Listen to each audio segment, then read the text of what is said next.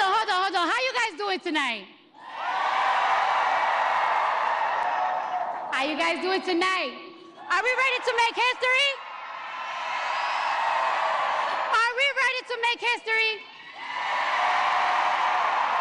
Are we ready to change these 4 years? No. Are we ready to change the next 8 years? Because we're going to make sure we have Kamala Harris in office for 8 years. Thank you. All right. Vice President Kamala Harris, thank you for having me. I do not take lightly the call to show up, the call to speak up, the call to deliver a message that's been on my heart for a hot minute now. Now, I took my time writing this speech, so I'm gonna make sure I deliver it right. Because I got something I've been wanting to say for a long time. I've been saying it on Twitter, on my Instagram, and I'm ready to tell it to you now. Y'all ready to listen? All right, now. All right. Just like Kamala Harris, I too have been the underdog. I've been underestimated. My success belittled and discredited. Let me tell you something. Let me tell y'all something. Women have to work 10 times harder, perform 10 times better, and still people question us how we got to the top. They be like, how she got there? Hold on, let me warm up. Yeah. Let me tell you something. I can't stand a bully. But just like Kamala, I always stand up to one. All the time, I'm ready for him. Yeah. And I'm gonna be real with y'all. I wasn't gonna vote this year. I wasn't. But Kamala Harris joining the race, she changed my mind completely. I did not have faith on any candidates until she joined the race and said the things that I wanted to hear, that I want to see next in this country. All right? I believe in every word that comes out of her mouth. She's passionate, she's compassionate, she shows empathy, and most of all, she is not delusional. Yeah. Yeah. Kamala recognized that this country is at risk, that the economy needs to get stronger, that the cost of food and the cost of living is too high. Damn, it's even high for me. I believe her when she says, under her, buying eggs and milk won't break the bank, because she's gonna pass a ban on price gouging on groceries. And she told me that in my face, so she better not lie to me in my face. Yeah. I believe her when she says she will make housing more affordable by providing Americans with $25,000 in down payment assistance. Yeah, hold on, I got more. Yeah, she's promising a lot. And I believe her when she says she will provide a tax cut to 100 million middle-class Americans. That's a lot of Americans. And that includes $6,000 for parents in the first year of child's life. Y'all remember when they used to do that? Y'all remember when this country used to do that? Yeah. And speaking of healthcare, let's talk about it. Let's talk about healthcare. Did you hear what Donald Trump said the other day? Y'all heard what he said? All right, I'm gonna tell you right now. Let me drink my water. Yeah, stay hydrated. He said he's gonna protect women whether they like it or not. He said he's gonna protect women whether they like it or not. I'm repeating it. Donnie Dunk, please.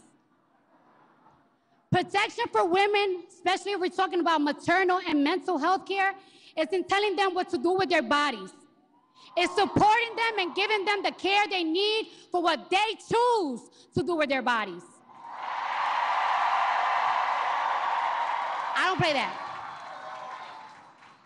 people like Donald Trump don't believe women deserve rights. And when those rights are taken away, they are nowhere to be found. When a mother's going through postpartum, he's not there to hold her hand. When a child is in foster care or in a shelter because their mother is not mentally stable or financially stable to take care of them, they're not there. The people outside planning, they're not there. They're all gone. Those people outside Planned Parenthood, screaming at women's faces, they don't be there when women go through stuff. They don't.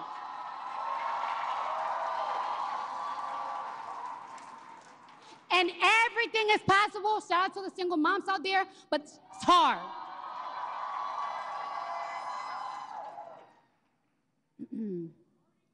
Trump says he's going to protect women whether they like it or not.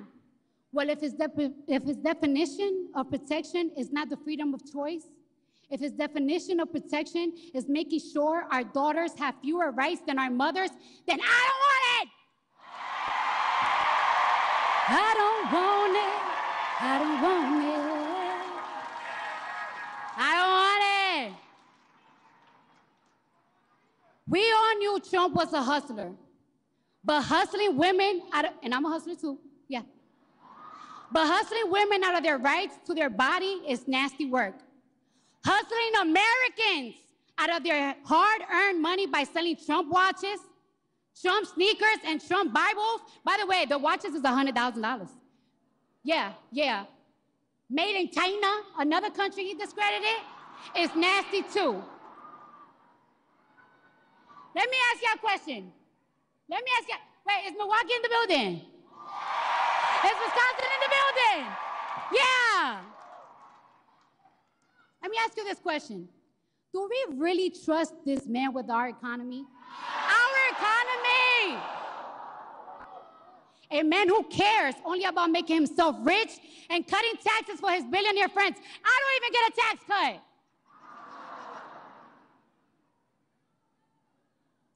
Today is your wallet. Tomorrow, he'll be conning you out of your healthcare rights. And that's a fact. I want you to hear that again. Today, he's hustling you with the, oh, buy my sneakers. Tomorrow is going to be your healthcare rights. He's going to take it away from you. He's going to snatch it. Donald Trump talks about how he has a concept of a plan, but America, the only concept of a plan he has is a plan to hustle you. Yeah. Because we know what he's really setting us for. He's selling more than watches and sneakers. He's selling us bigotry, misogyny, division, chaos, and confusion. He wants us to hate each other. And it's gonna cost you your money, equal opportunity, affordable health care, and any rights you thought you had for your body. He's gonna take it from you. Listen to me, he's gonna take it. Thank you, I love you too. I'm not giving Donald Trump a second chance. Nope. I'm not taking any chances with my future, and I damn sure and taking no chances with the future of my children. All three of them. All three of them. I'm not giving him the chance. You're not giving him the chance. Yeah. I'm with Kamala. I believe in her.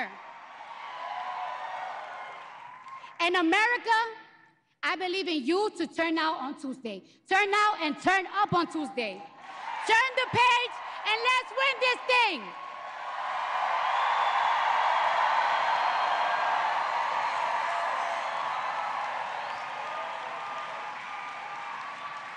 Ladies and gentlemen, please welcome to the stage elementary school teacher Adrian Culver.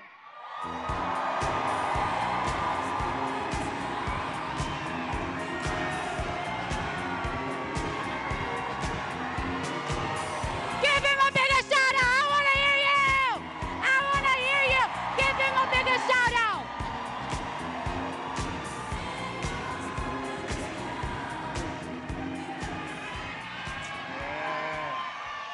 y'all doing, Milwaukee? Well, my name is Adrian Calver. I'm 23 years old. I was born and raised here in Milwaukee, Wisconsin. I'm so proud to be here today welcoming President Kamala Harris as our great city, Milwaukee, Wisconsin. Like me, Vice President Kamala Harris grew up and was raised by a single mother. And also like me, Vice President Kamala Harris is doing what she can to make the world a better place. Let's hear it. Thank you. Yes. Here in Milwaukee, I work as an educational assistant for third grade students and mentor kids all around the city. Thank you. Thank you. I spend nearly all my day and all my time with kids, and I know just how important it is making the right decision for our future and for all of us. Vice President Harris represents a new generation of leadership that's going to protect our fundamental freedoms, create more opportunities, good jobs, and make it easier for people like me to afford groceries, healthcare, and even one day, my own house.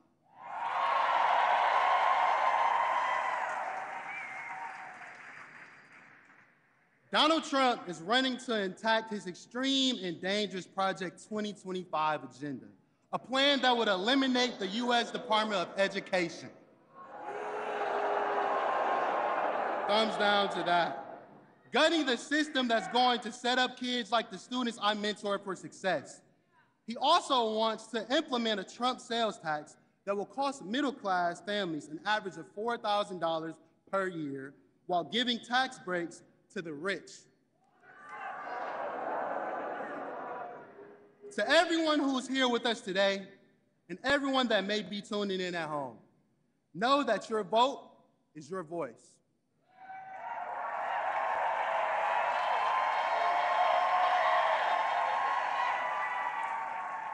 This week, we have a chance to use our voices to elect Kamala as the President of the United States.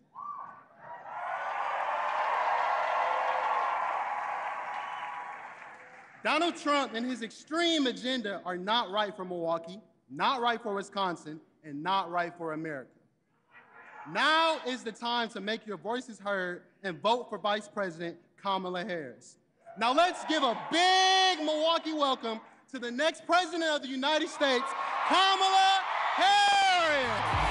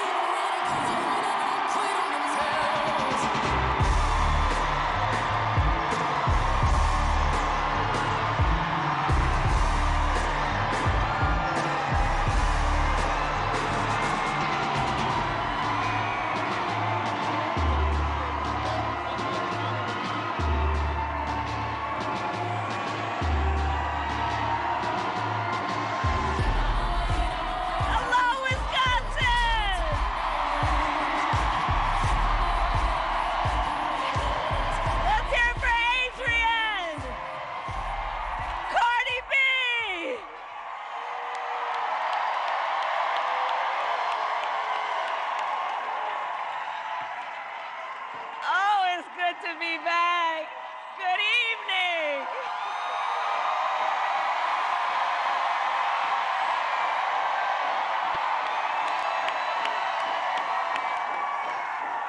Milwaukee, are we ready to do this? Are we ready to win?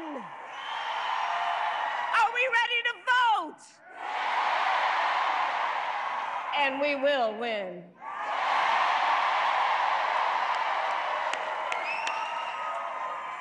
Oh, it's good to be back in Wisconsin and to be with so many leaders. I thank everyone here for taking the time out of your busy lives to be here this evening. I thank you. I thank you. I thank you. And can we please hear for Tammy Baldwin? Let's re-elect her to the United States Senate. Philly, Mayor Johnson, Cardi B. Let's give it up. And can we hear it again for MC Lights, Oh Millie, Glorilla, Keegan Michael Key? Oh, what a good night. All right, we got work to do, Milwaukee. Okay, 4 days left. 4 days left in the most consequential election of our lifetime, and we still have work to do. But here's the thing about all of us. We like hard work. Hard work is good work. Hard work is joyful work. And make no mistake, we will win. We will win. And here's one of the reasons why. Because when you know what you stand for, you know what to fight for.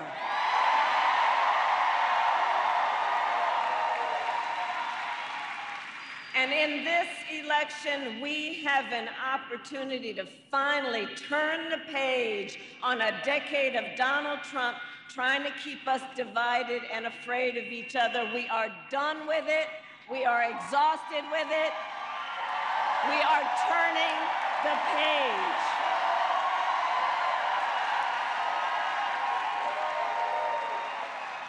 And it's because we know that's what he's about. He is constantly about trying to have Americans point their fingers at each other. But that's not who we are. That's who he is. That is not who we are.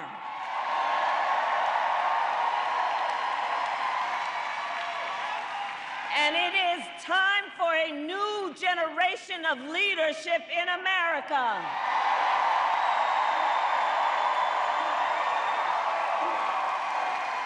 And I am ready to offer that leadership as the next president of the United States.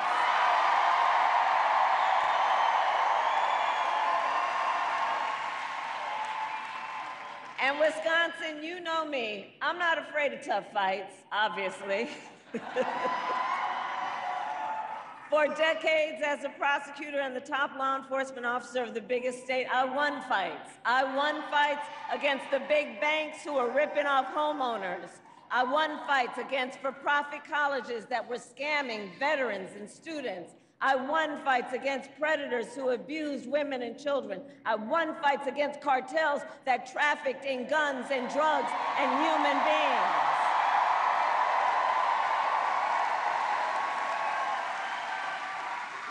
And I pledge to you, if you give me the chance to fight on your behalf, there is nothing that will stand in my way as I fight for you.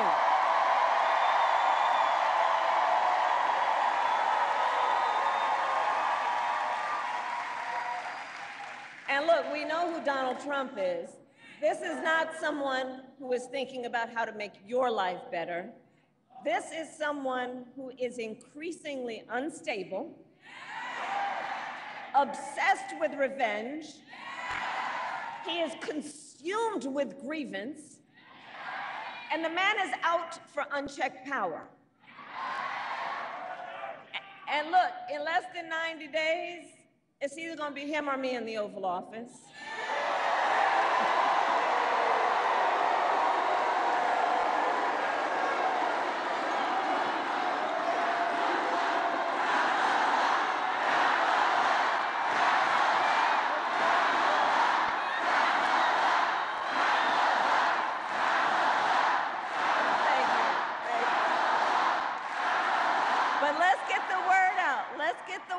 To the folks who are not here, to just have them imagine, you know, we've all seen the Oval Office on TV. Imagine on January 20th, that day, it's either going to be Donald Trump, if he is elected, which he will not be, but to help people imagine what the stakes are. It's either going to be him there on day one, walking into that office, stewing over his enemies list, or when I am elected, walking in on your behalf with my to-do list.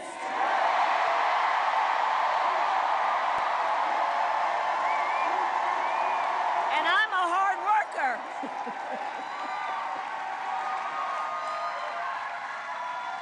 And at the top of my list is bringing down the cost of living for you. That will be my focus every single day as president. I will give a middle-class tax cut to over 100 million Americans. I will enact the first ever federal ban on corporate price gouging on groceries. And I will fight to make sure that hardworking Americans can actually afford a place to live.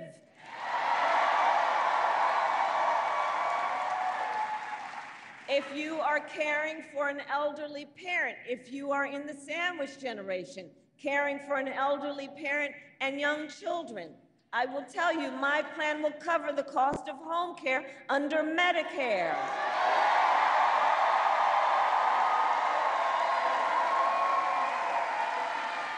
Because I took care of my mother when she was sick. And I know what you are doing, whether it be trying to cook something that they feel like eating, whether it be trying to help them put on a sweater, trying to find a moment where you can bring a smile to their face or make them laugh. That work is about dignity. That work is about dignity.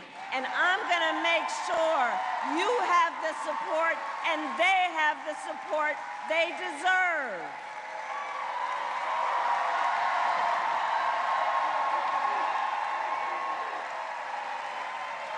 My plan will lower the cost of childcare. Again, it's about dignity. It's about seeing the strains and the pressures. We will cut taxes for small businesses because our small businesses are the backbone of America's economy. Where are our small business owners? Let me see our small business owners.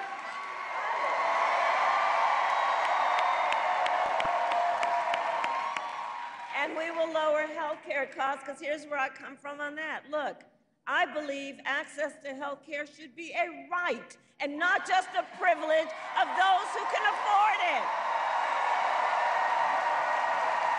Dignity, values about the dignity of each of us, and the responsibility of real leaders to, unlike my opponent, not think that the measure of their strength is based on who you beat down, but the true measure of strength of a leader based on who you lift up.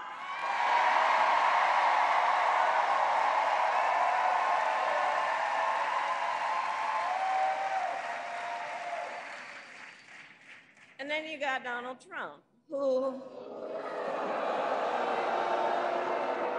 And his answer to the financial pressures you face is the same as it was the last time: another $1 trillion in tax cuts for billionaires and the biggest corporations. And this time he will pay for it with a 20% national sales tax on everything you buy that is imported: clothes, foods, toys, cell phones. A Trump sales tax that would cost the average American family, the economists have measured it, more than $4,000 more a year. And on top of that, Donald Trump is still trying and still wants to get rid of the Affordable Care Act, which would throw millions of Americans off their health insurance and take us back to when insurance companies could deny people with pre-existing conditions. You remember what that was like? Well, we are not going back.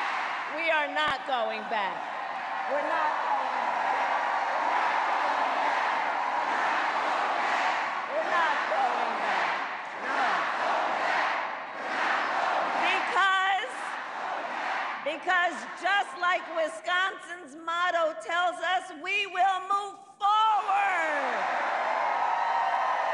Yes, we will. I love Wisconsin. And ours is a fight for the future, and it is a fight for freedom. Like the fundamental freedom of a woman to make decisions about her own body and not have her government telling her what to do. And we all remember how we got here. Donald Trump hand-selected 3 members of the United States Supreme Court with the intention that they would undo the protections of Roe v. Wade. They did as he intended, and now in America, 1 in 3 women lives in a state with a Trump abortion ban. And the harm we've seen. Many of those laws with no exception even for rape or incest, which is immoral. And he's not done. He would ban abortion nationwide. Yes, even here in Wisconsin. Even here in Wisconsin, it would be impacted. And he would restrict access to birth control, put IVF treatments at risk, and force, get this, and force states to monitor women's pregnancies. Just Google Project 2025. Just look at it. And everyone here I know understands, and let us agree, one does not have to abandon their faith or deeply held beliefs to simply agree the government shouldn't be telling her what to do. Not the government. Not the government. Not the government. Not some people up in a state legislature, and certainly not Donald Trump. And I pledge to you, when Congress, together with Tammy's help, when Congress passes a bill to restore reproductive freedom nationwide, as President of the United States, I will proudly sign it into law. Proudly.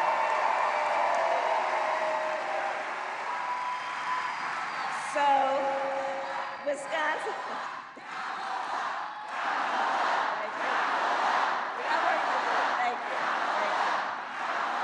So, Wisconsin, I am asking for your vote. I am asking for your vote. And here is my pledge to you. As president, I pledge to seek common ground and common sense solutions to the challenges you face. I am not looking to score political points. I am looking to make progress.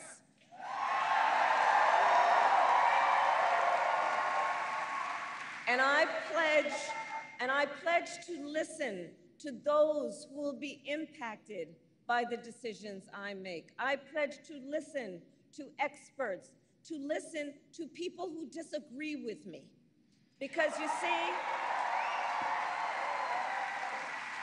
unlike Donald Trump, I don't believe that people who disagree with me are the enemy. He wants to put them in jail. I'll give them a seat at the table. That's what real leadership is about. That's what strong leadership is about.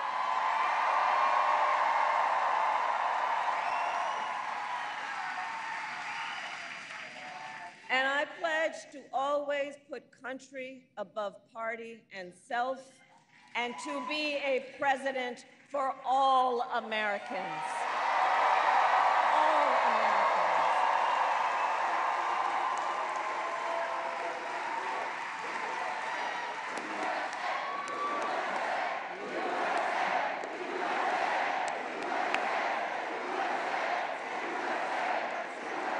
So that is my pledge to you, Wisconsin. And now I ask you a question. Who here has already voted?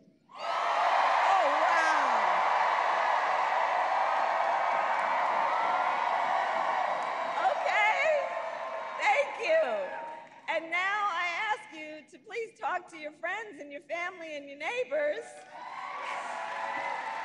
and share your perspective on why this election is so important. And for you who have not voted yet, no judgment. Let me just be clear, no judgment at all. But do get to it if you can. And for those who have not yet voted, please think about right now your plan for voting and think about where and when you will vote. And if you live here in Milwaukee, remember you can vote early now through Sunday, November 3rd. And go to iwillvote.com for all the information you need, including when and where you can vote and where to drop off your absentee ballot, because we need everyone in Wisconsin to vote. You are going to make the difference in this election. You will make the difference. You will make the difference. So listen, it all comes down to this. We are here together because we love our country. We love our country. We love our country. And when you love something, you fight for it. You fight for it. And I do believe it is one of the highest forms of patriotism, of our expression for our love of our country, to then fight for the ideals of our country and to fight to realize the promise of America. That's what this is about. And I have always believed in our nation's promise because I've lived it. You know, I grew up a child of the civil rights movement. My parents would take me to marches when I was in a stroller. And there were, at those marches, we all know, people from every walk of life coming together to fight for freedom and to fight for opportunity. You know, growing up, I saw how hard my mother worked to raise her two daughters to have the same chances that our country gave her. And I was blessed to have family by blood and family by love, right? Who instilled in me a sense of community and compassion and faith. And I've spent my life fighting for people who have been hurt and counted out, but who never stopped believing in our country that anything is possible. I have lived the promise of America. And today, I see the promise of America in everyone who is here, in all of you, in all of us. We are the promise of America. We are the promise of America. It's the fathers and mothers and grandparents who work hard every day for their children's future, and the women who refuse to accept a future without reproductive freedom, and the men who support them.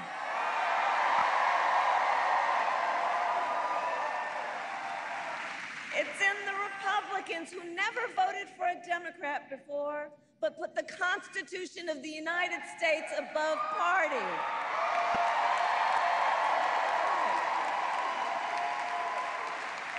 I see the promise of America in all the young leaders that I see right now who are voting for the very first time. Raise your hand.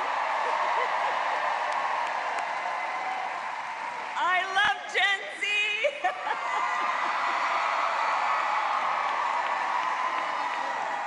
I really do. Here's what I love about you guys. You are rightly impatient for change. I love that about you. I love that about you. You are determined to live free from gun violence. You are going to take on the climate crisis. You are going to shape the world you inherit. I know that. I know that.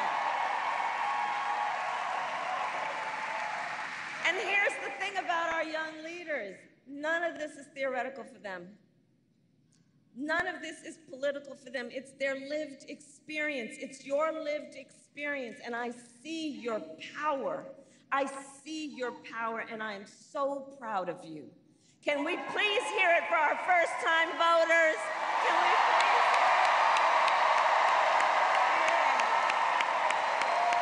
Yay. And those who will be first-time voters.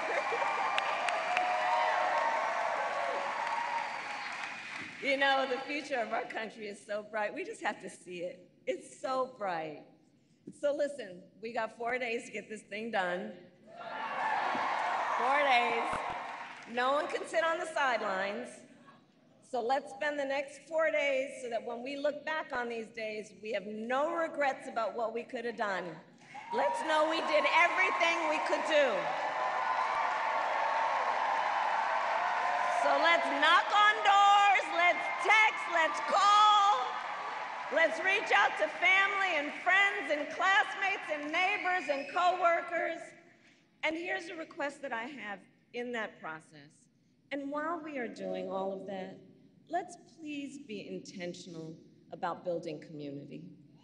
Let's please be intentional about building community. You know, there's something about this whole Trump era, and it's made people feel like they have to. It's been powered by this idea that Americans should be pointing their fingers at each other. You know, and to make people feel alone and make people feel small, when we all know that we all have so much more in common than what separates us.